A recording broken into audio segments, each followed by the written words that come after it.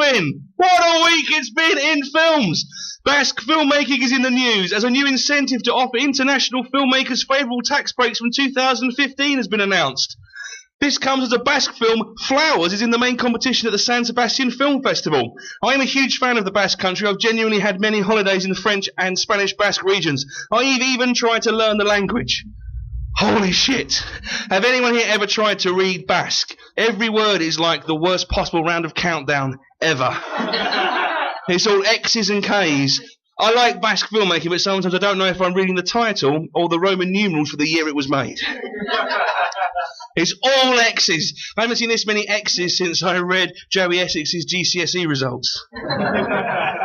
To get more X's in a row, you'd have to bowl a perfect game. Taylor Swift doesn't have this many X's. John Woo has a new film out, thankfully made in Hong Kong. The Killer, Hard-Boiled, Bullet in the Head are all brilliant. Mission Impossible 2, Face Off, Hard Target, not so much. John Woo's best films are Like My Phone, made in China. And his filmmaking is also like My Phone. For some reason, it doesn't work in America. And finally, in order to make things easier on filmmakers, Michael Caine has officially changed his name by deed poll to And Michael Caine. And so concludes the jokes, inverted commas, of the week.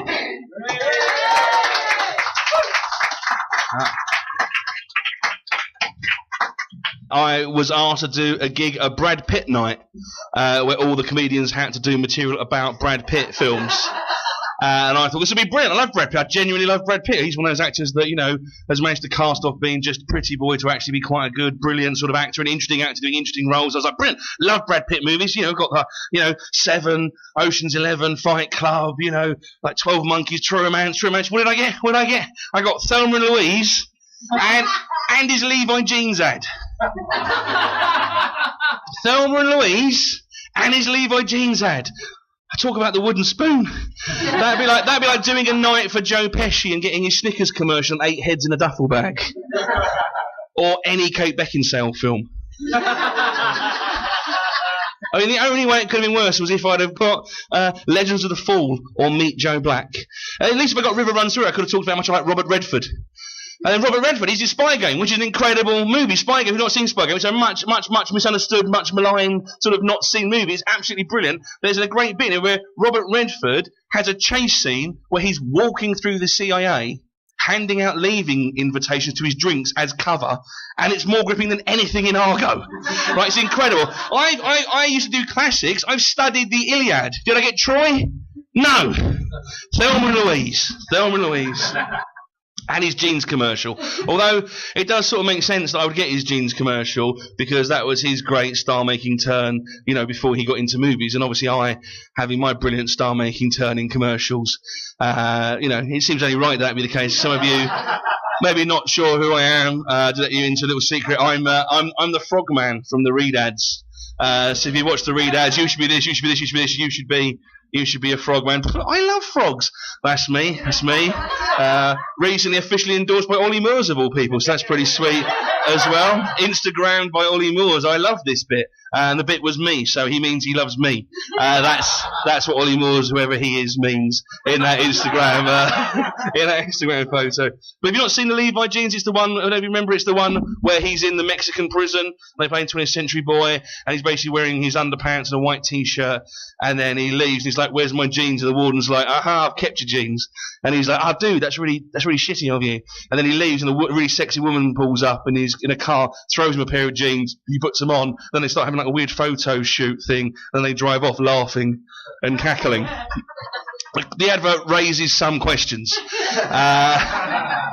How long has Brad Pitt been in prison? I'm guessing by the state of his immaculate underpants, not long. What was he in prison for? A dread to think, but the guy seems quite jovial with him, so I'm guessing it's nothing to do with drugs, children, or donkeys.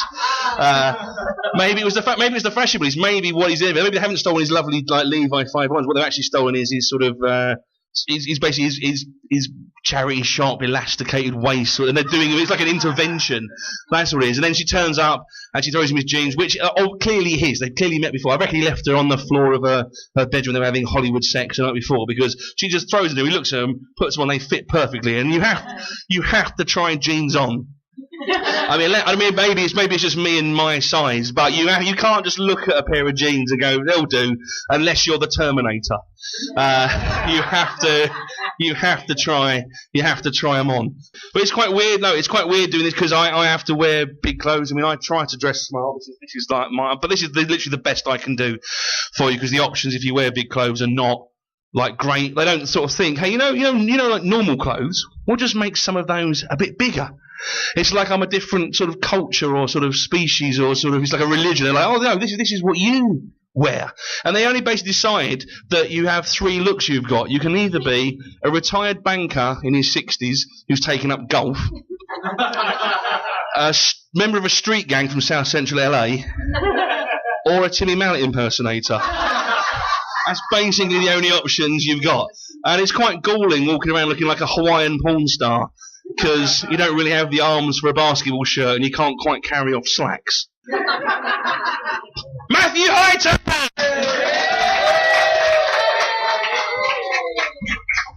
Thanks for having me. I am going to talk a little bit about disappointment with films, basically, because I don't know if this is age, but I find nowadays, especially with the internet, you have a lot of films that have a lot of hype. And I'm gonna name a big one from recently, like in the last few years, Man of Steel. I was so excited about Man of Steel. Have you all seen this? No, don't. If you've not seen it, don't. Like, the hype on that film was so good. I didn't know how it could go wrong. And then I watched it, and it's like, a lot of the time I see films, especially when it's like Superman, it's that idea that when there's something that you love and someone does it, you think they do it well. Like with Man of Steel, it's like they took all the worst parts of Superman and turned it into a film. Like, it took 20 minutes to get off Krypton for a start in a Superman Origins film, and Jor-El, who is like an ambassador of peace, killed about 80 people in that first 10 minutes. And it's just so bad. There's a bit with Shannon, like Michael Shannon in it, and it could be a Liam Neeson film at one point, because he gets caught and he just keeps screaming, "I will find him," for about 10 minutes.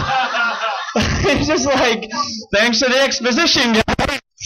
And it's awful. That'd be the worst thing ever as well, if you're an actor and you got cast as one of Liam Neeson's family. You're just like, well, I'm not going to be in this film much, am I? It's going to be awful. But it's a terrible film. And like, there's another bit where they make this big deal with is Superman's dad. What's he called? From Waterworld. Kevin Costner. I kept thinking Bacon. I was like, God, that'd be a different film. Just can't stop dancing, Superman. Good work. He makes a big deal about like how he should never show his powers and the Earth might not understand him. And he's like, he uses his powers all the time, except when his dad's about to die. And there's literally a tornado coming at him. He's so fast, it could move him meters away from that tornado and it miss him. But Kevin Costner looks at him and goes, "No, son, don't do it."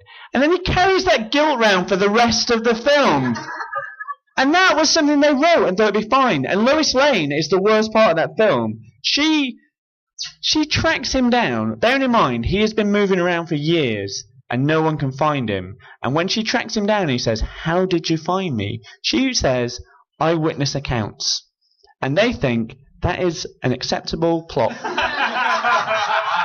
to get two people together, because everyone knows Lois and Clark are going to kiss. They misunderstood it so much that they couldn't understand how to keep Lois and Superman on the film together. So when Superman goes up to the ship with Michael Shannon is brilliant as Zod, but when they go up to the ship with Zod, they basically go, "All right, Superman, you come into the ship," and then they go, "And Lois Lane too," for no reason. And then she gets captured and Jor-El appears as a hologram and he just says, "You've got to get out of here." And she starts killing people without question. And she's a journalist renowned for her reporting skill. It's awful. And I'm not gonna work myself up about it because you're not laughing enough to justify it.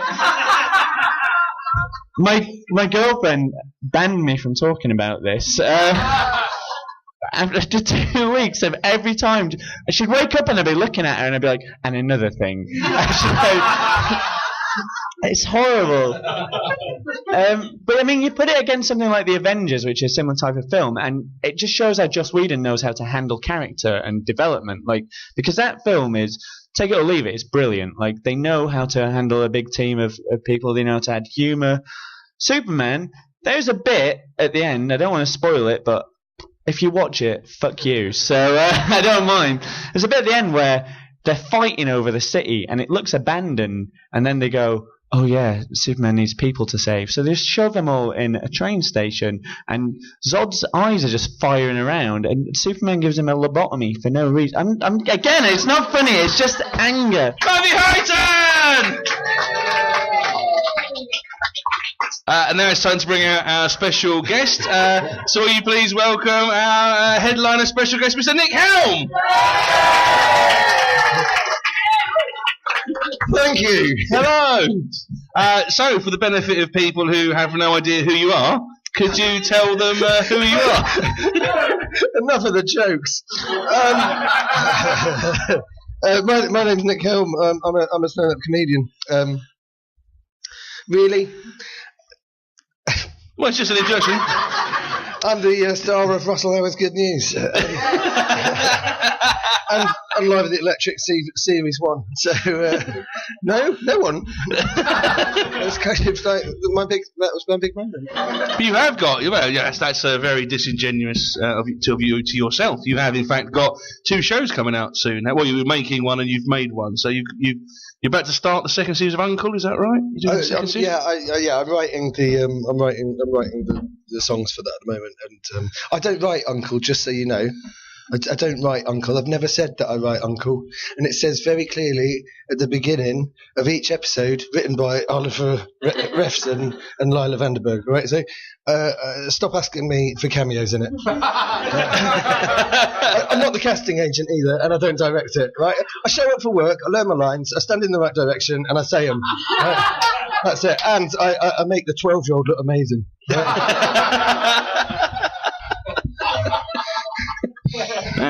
In the show, I have to say, I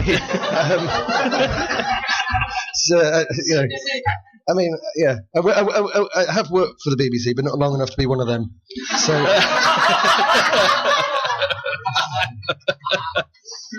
I love that joke. It normally does get more than that, though.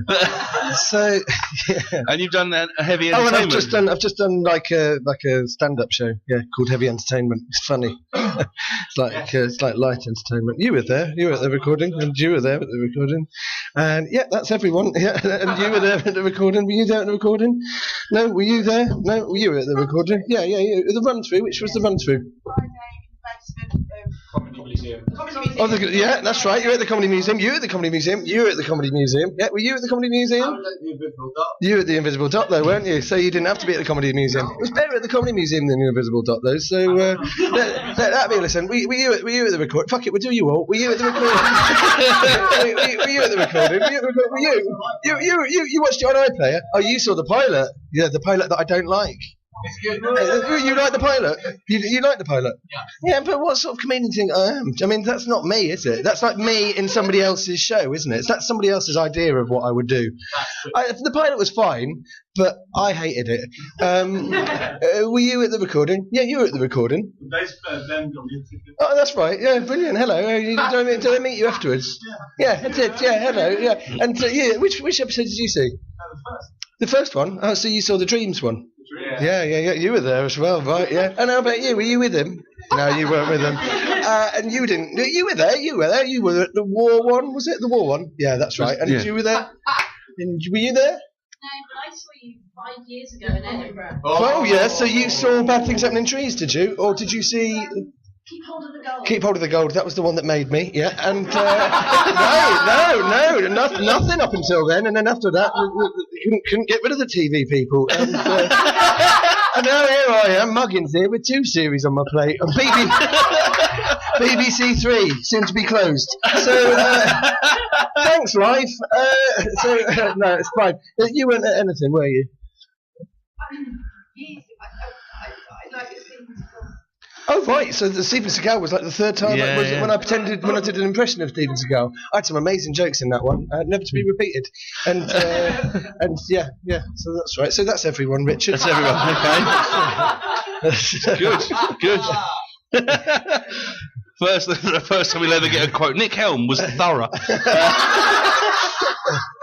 It was like a cavity search, wasn't it? It really was. Alright, film. So films. Were you always into films? But when you was a kid, or was it a teenage thing? No, I always like films. I mean, just to highlight, you said that I don't have to be funny, didn't you? Yeah, brilliant. So, that takes a bit of the pressure off. Fuck your evening. I always liked films. That was like my thing. I never really got into sports or football or anything like that, and so I liked films instead. So that's what I got into. Yeah. Did you have a film that for you would have said, like when you was, because I always like movies, was your mum and dad into films, or was it sort of did you find them on your own? A little bit. I remember that when I was probably about 3, because I grew up in Finsbury Park, and when I was about 3 there was Finsbury Park has got absolutely nothing to do with this story. So just relax. Great. You're way ahead of me. So I grew up. My dad was quite liberal. So there was a Woody Allen season on Channel 4 that I watched, and there was kind of like so I grew up watching stuff like Sleeper and Bananas and everything you always wanted to know about sex but were too afraid to ask. And those were the films that I watched when I was about 3 or 4. And as a result, I'm a pervert. My mum and dad went to movies. They weren't like massive film fans. It wasn't like I got my love of cinema from them. My dad used to take me to the Barbican Film Club. So when he had like work to do, he'd just drop us off there on like Saturday morning, and we watched stuff like Flash Gordon, Ghostbusters, Sound of Music. There was like a live action Alice in Wonderland thing that I remember watching there. That was really freaky and weird. But yeah, so we kind of like grew up watching. But I don't know why I like films as much as I do. But yeah. So you don't have a film that you remember watching? For the viewers at home, I just for the listeners at home, I just retained some dignity by putting my t-shirt down over my gut. That's what that earlier laugh was. Just gave Richard a thumbs up. Brilliant. So do you like? Don't worry, Richard. I'll pick up the slack. That's right. So you didn't have a film where you watched a film sort of in your sort of teenage years and you went like, that's fucking brilliant. That's the film that's made me think that's what I that's like a. So my favourite film when I was growing up was right. So. I was a real big fan of Disney's Beauty and the Beast, right? And we had tickets to go and see Beauty and the Beast on ice. It's sort of, I think it was. All right, no, fuck you, right? I'm all dick, right? And right, so we had tickets to see Beauty and the Beast on ice, which was probably about 1993 or 1993 or 94 maybe. And I think that was at like Wembley or somewhere like that. And you'd go, and then so we were killing time in order to get to see Beauty and the Beast on ice, and we went to the video shop, me and my sister, and we got out a film called Army of Darkness, right? Which I didn't know at the time was Evil Dead 3, right? And the tagline on that was trapped in time, surrounded by evil, low on gas. I thought, that's hilarious, and that's on the front cover. So I imagine what's in that box is pretty magic. And I watched it, and then literally my head exploded, and I didn't want to see Beauty and the Beast on ice after that. It was just kind of like, and it was like in the old days when you get out a video, like your mum would take you to the video shop on Friday night. like when you were little and you'd get out Spaceballs, and you'd watch that on Friday night, and then in the morning you'd watch it again, and then your mate might come over and you'd watch it again, and then you'd take it back to the video shop and you'd get out Three Amigos, right? And whenever Three Amigos was on telly, everyone in the playground would do the Three Amigos salute, and it was like you don't get that anymore. It's sad, isn't it? Technology ruining everything. But yeah, so I got out Army of Darkness, and I was probably about 13, and the video shop owner knew how old I was. His name was Mick, and he wouldn't let me get out on my own. So my mum would have to take me down to the video shop every time I wanted to get out Army of Darkness, and I went down there so many times that eventually he'd just let me rent it himself, and it's £2.50, right? And Mick was fucking making a killing off it, and Mick was a really nice guy, but he didn't like Toy Story because it was a kids' film, and it's just like you don't deserve this building, mate, all right? You don't deserve it. It's more than a kid. He just dismissed it. He said it's like Noddy, right? It's just like, do you know what I mean? It's just like, it's fucking Toy Story, yeah? You wouldn't say that about Toy Story 2, the godfather of animated movies, right? The godfather 2 of animated movies. And Toy Story 3 is unfortunately the godfather 3 of animated movies. It's just not as good, despite how many times people try and tell you that it is. It's not as good. It's not as good. It's like a straight-to-video version, right? Which, incidentally, is what Toy Story 2 was meant to be, wasn't it? It was meant to be straight-to-video. Disney were going to make it without Pixar, and then Pixar got in the way, and they started from scratch again. And then they, if you're not laughing, you're learning. So I watched it so many times that eventually the guy from the video shop, Mick, would just let me have it.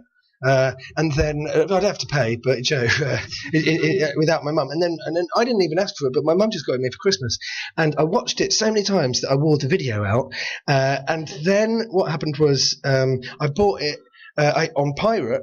I got it as part of a box set.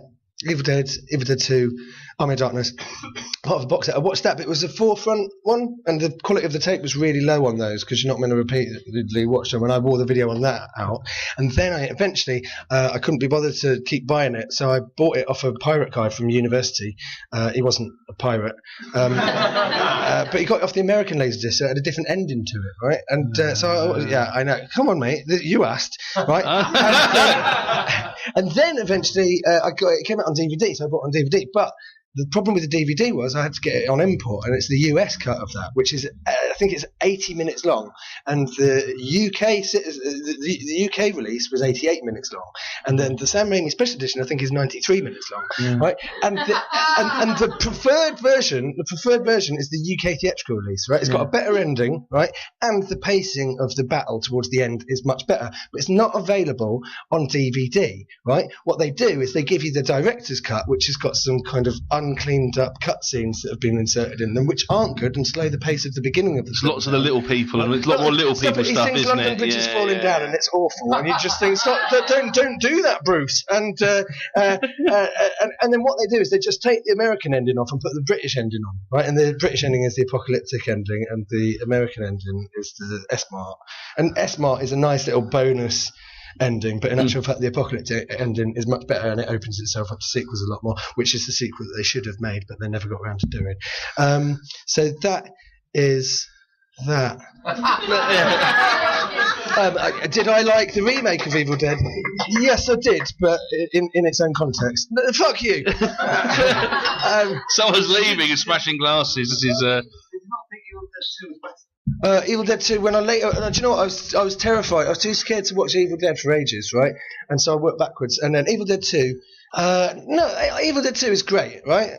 But I think you'd always love the one that I think the film that introduced you to Bruce Campbell is the film that you'll love the most. And luckily, I didn't start with Congo, right? Yeah. I saw that in the cinema because it was basically that's basically, you know how like you all saw Godzilla. You want hype? You know how you saw Godzilla because you thought it was going to be a Bryan Cranston movie. Well, this is the Congo is basically the Bruce Campbell equivalent of that. Bruce Campbell's not in it for more than 5 minutes, you motherfuckers! Come and see Michael Crichton's new fucking blockbuster, Congo. Yes, please. Fucking queued round the block for that. Because the TV advert, didn't it? It had 3 seconds, had a split second of Bruce Campbell in it. And I went, right, that is what we're going to see as a family. We're going to see Congo. Does anybody know what Congo is? It's a film. It's the angry gorillas. It's the intelligent monkey movie. Amy. It's the great Amy. movie ever. Amy, yeah. Amy. It's got a sign language. It's got a signing ape called Amy. Amy, and she's got fucking virtual reality technology because it's a Michael Crichton book. Like a King Solomon's Mines, but instead of being really racist to the indigenous population, they've watch trained it, monkeys to be slaves and work in the mines. Just watch it. There's no point. They're fucking dead to us, right? They're staring at us like we're making it up, right? You've got no, and do you know what? The thing is, in description, it sounds quite good. Right? It's got, just watch it. It's got Tim Curry and Ernie Hudson in it, It's for got God's Ernie sake. Hudson, it's got Winston Zedmore and Professor Frankenfurter in it, and it's still shit, right?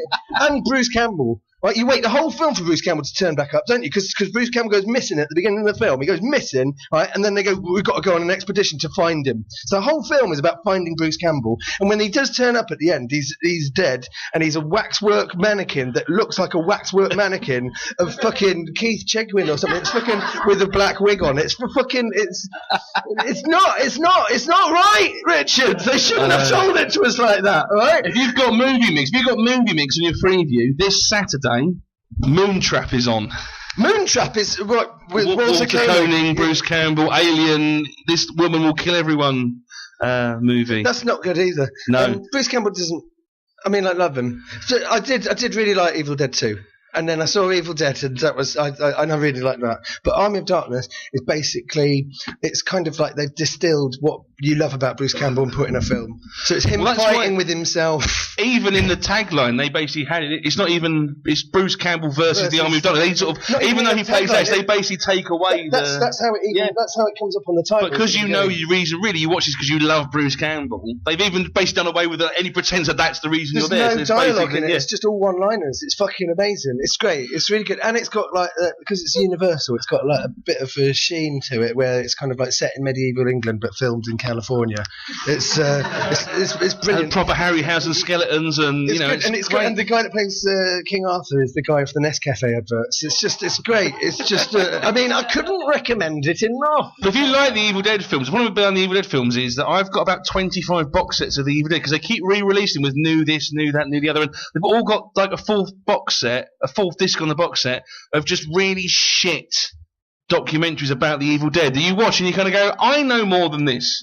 You're wrong. No, that's not correct. No, that's not correct. You go, well, then you get annoyed. You go, I know you're wrong. And why are you getting paid for a documentary about the Evil Dead? We don't even know the Evil Dead. Well, every time they release the Evil Dead, they put another like fan-made documentary on it. But the Evil Dead is the one that they release the most because they own all the rights to that.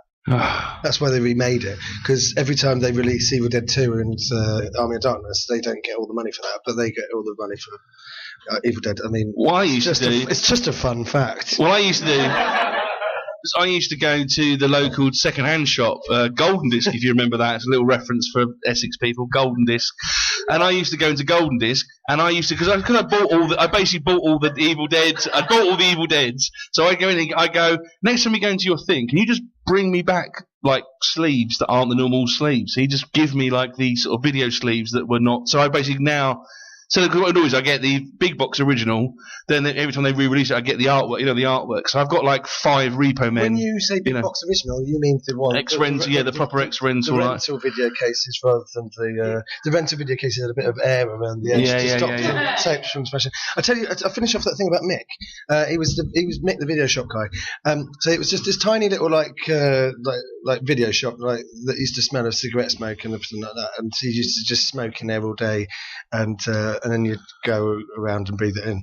And then Blockbuster Video opened in St Albans, and we held off from joining Blockbuster Video for ages, but it just got to the stage where Mick didn't have enough copies of the film, and they were always out on a Friday night. And so we eventually caved and we joined Blockbuster, but it was a big secret. It was a secret, It was like we were cheating on him, right? And it was exactly like that because Blockbuster was closing down all the video shops, right? And so we went in. So we'd always go to Mick, but if he didn't have anything, we'd kind of like go, oh no, we'll just get this one out. It's like Porky's 4 or something, right? and then you'd go up the road to Blockbuster Video and you'd get what you really wanted out. But there was always this mad thing where you could do like a 2-night rental. So we get out on Friday, but then on a Sunday night, it was just like, We've got a video. We've got to take back the video. We've forgotten to take back the video, right? And you'd have to take the video back. And my dad was like, I'll do it. And he took the video back, and then we got a phone call from Mick saying,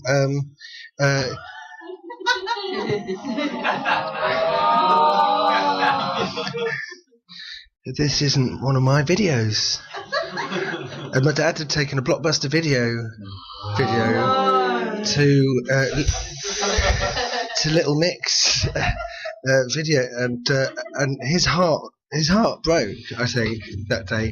And we went back a few more times, but his eyes were just too sad. Plus all the copies of Flintstones was out, so we just had to go up the road and get that instead. It was just, honestly, I mean, we're sharing. I did try and end it on a joke, but it's just too sad, isn't it?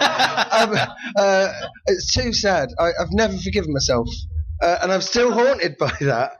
And he went out of business, which was terrible. And I tell you another reason why it was terrible. It was right next door to one of the best Chinese takeaways that you've ever been to. It was a fish and chip shop as well. But what you'd do is you'd put your order in, then you'd browse. You'd get your video, and then you'd get your Chinese takeaway. They did the best spring rolls. They're amazing. They were huge, and they deep fried them. Oh God, we won't see the likes of those days again, will we, Rich? And now, of course, Blockbuster's closed down. Yeah. You know, and, Blockbuster closed down for, obviously now, but Blockbuster was a weird one because Blockbuster seemed like it should have been really awesome. You go, actually great, because they basically got a massive store. They can have everything. You go in there and you go, have you got this? They go, no. And then I found out a friend of mine worked at Blockbuster, and he said what happens is all the really cool stuff comes in. Like Hong Kong Legends, they have all the kung fu movies coming. I can watch every Jackie Chan film because they're in Blockbuster. Yeah. And he said what happens is they come in, anything that's really good, we only get one copy. So basically we just take them, we don't put them out on the shelves, and we just sell them to ourselves at discount rate and take them home. So we basically buy all the videos. Anything that's good that comes to Blockbuster, people who worked at Blockbuster would just buy it themselves at a cheap price and then not put it out. So I never got to see anything good from motherfuckers. Well, they're not buying them now, are they? No. I remember phoning up Blockbusters, having a really interesting discussion with someone at the Pitsy Blockbuster, trying to, not Pitsy, the Basildon Industrial Estate Blockbuster, trying to find out if they had any Peter Greenaway films. They didn't. Blockbuster, all sorts of fucked up. They've got an urban section, right? And in the urban section was a copy of Guess Who, which just has Bernie Mac in it, right? It's just got. Why people wouldn't be interested in this? Let's put it tucked away in its own separate section. In Southend, we very rarely got any films with any sort of black interest movies because they thought statistically it's a very white area. But everyone go, but the kids love, hey, kids love this shit, Pops. So they were like, oh, and so the film when they released it, it'd be massively successful. They go, we had no idea. Why did we put this in the smallest screen? Why would kids want to see rappers in something? It was just this ridiculous. Like they had no idea that like white kids might want to see black people do something. What film was that? It was all of them. All of them. Except for Teenage Mutant Ninja Turtles 2 with Vanilla Ice. Yeah. Big screen. Yeah. Unbelievable. Racism. I just remember the queue around the doors for Trespass. That was Trespass, right? Trespass, right? If you're not, that's a Walter Hill movie, right? Starring Bill Paxton, Bill Sadler, Ice-T, and Ice Cube, right? All the Bills, all the Ices, right? It's a Trespass. It's fucking right. We had this old TV that you used to have to tune. It was a black and white. It was a red box with a handle on the top, black and white TV that you had to tune. And I watched it one night. I tuned it in, and this thing about these kind of like treasure hunting firemen was on, right? There's these treasure hunting firemen, Bill Paxton, William Sadler. William Sadler is the bad guy out of Die Hard 2, and the Grim Reaper out of Bill and Ted's Bogus Journey. Trespass is one of those films, right, where you watch it. I watched it late at night. I tuned it in, and I came in halfway through. I just didn't know where it was, but I hit the ground running. I stayed with it. It was a little fuzzy because it was a tunable black and white TV. I watched it, and there was no doubt in my mind when I put my head to bed that night that was a 5-star movie. When I got up before school the next day, looked it up in the Radio Times, 2. Unbelievable. Guy obviously preferred Judgment Night. Another great movie. It is. That's so weird because I bought both of those films on the same day. Yeah. Weird. They're a great twofer. That's also the one when they had that. They were a great twofer. They did the Spawn thing, didn't they? Where they had rappers and metalers come together for the soundtrack. Yeah, the Spawn soundtrack is one of the best soundtracks ever but created. before the Spawn soundtrack, the Spawn soundtrack was better than the film. Now it's time for the hashtag game, which is like the popular game you play on Twitter if you are into that sort of thing. What we've come up with here is a selection of underground movies, which is to say the London underground movies. So I'll go first with a few examples to explain what this is. I didn't know what the hashtag game was at all. So do you think you could just explain a little bit more about what the hashtag game is? Well, the boys and girls in the audience. Yes. And one of the contestants. Hashtag is a popular term coined by people who use Twitter, and it is by using the hash button on your keyboard and then phrases without interruptions or punctuation or numbers or and it denotes a sort of a thing. So you might go, so I decided I'd have that curry, hashtag YOLO, which, you only live once, for example, which I found out is what that means. Got nothing to do with hash browns. Had nothing to do with hash browns.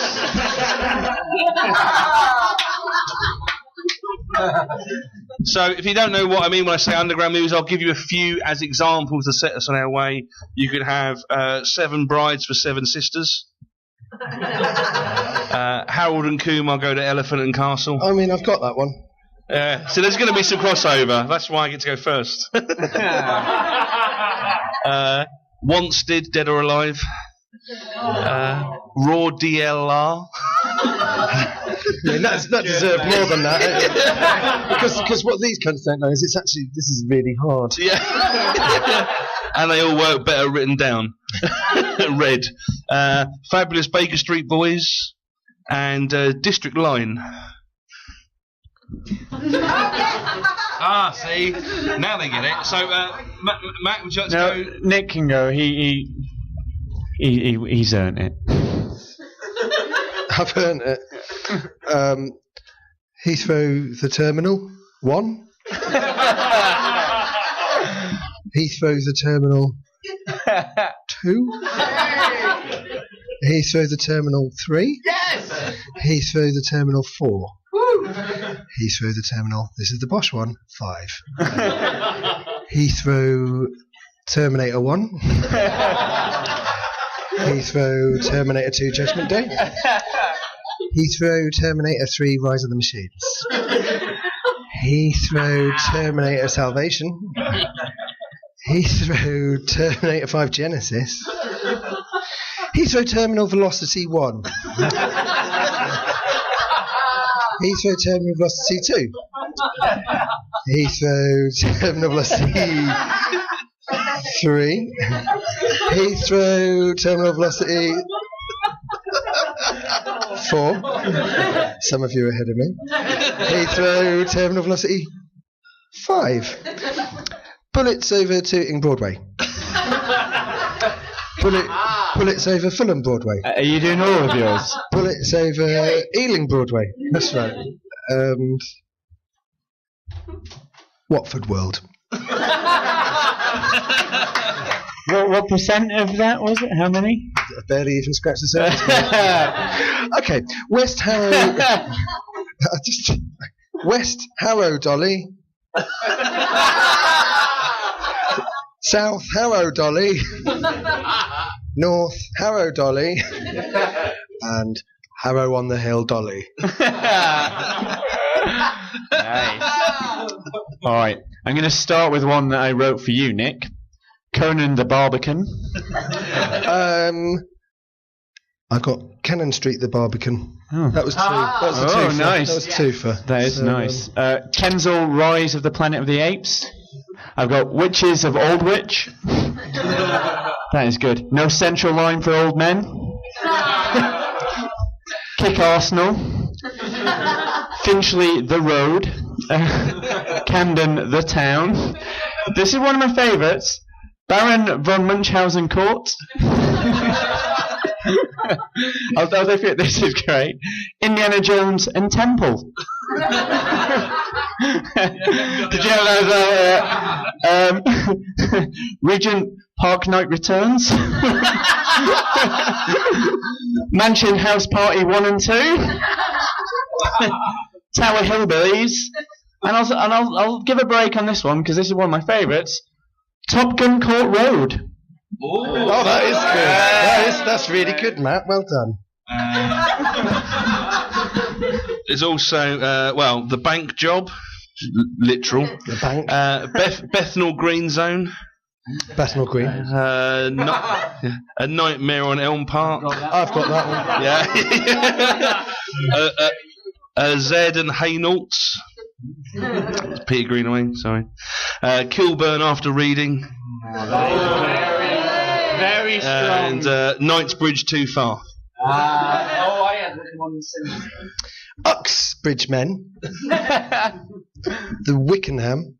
That is good. Like that's Ickenham. Waterloo, which is just a film, and didn't do any work with that one. Just that one was just it laid itself bare for me. Mornington Crescent. I got James Bond Street, but there's a topper. Gold as I. Brilliant. I was just going to say there's no film called James Bond, is there? But I had it covered, mate. You got around that, didn't you? That was brilliant. This is one. Burnt Ochre's Dracula. Strong. Bowling for Collindale. This is a good one. Bend It Like Peckham. Westbourne Supremacy, Westbourne Identity, Westbourne Ultimatum. Also works with Holborn. That is good. You'll like this one. Rambo. Oh, that is good. There. Stepney Up to the Streets. This is my worst one, but I quite like it. In Epsom. Inception. Yeah. But I'll win you back with Amma Shazam. You didn't quite win them back, did you? No. I mean, they have had about 200 by now. They've got room for another 5 then. I've got the Goode Street, the Balham and the Uxbridge. Oh, nice. I've only got one more. Should we save it? You save that. Like Christmas. We've also can have Charing Cross of Iron, Monuments Men, brilliant. Cisco Turnpike Lane, Victor Victoria, brilliant, and Von Ryan's Rail Replacement Bus Service. Oh, brilliant.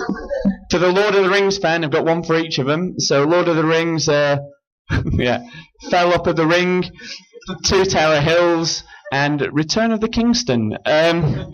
You could have finish King's Cross with that as well.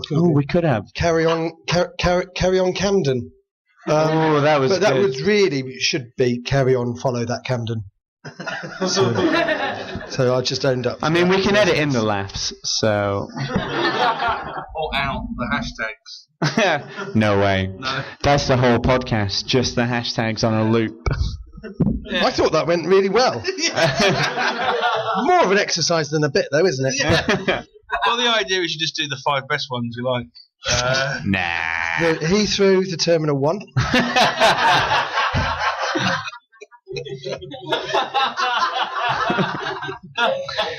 Heathrow. Is this actually a podcast? Not yet. Not yet. Will be, right, Rich? Yeah, it will be. So the next bit is when we take all our clothes off, right, Rich? Yes. For the podcast. Just drink this weird Kool-Aid I've got for you. Be fine. The spaceship's coming. Ladies and gentlemen, the hashtag game! Wow! This never happens because basically we get through it all in an hour and 10 minutes. I think I'm fucking gagging, mate. I think we're going to have a 10-minute interval so we're going to have some air and some booze in the toilet. So, congratulations, we have fucked the form of the podcast. By now we should be doing the last scene, but we haven't. This is our hashtag Rolo.